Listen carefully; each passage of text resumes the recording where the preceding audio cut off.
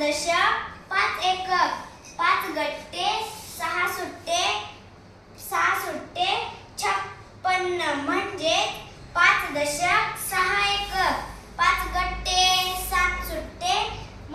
5 गट्टे 7 सुट्टे 57 म्हणजेच 5 दशक 7 एकक, 5 गट्टे 8 सुट्टे 58 म्हणजेच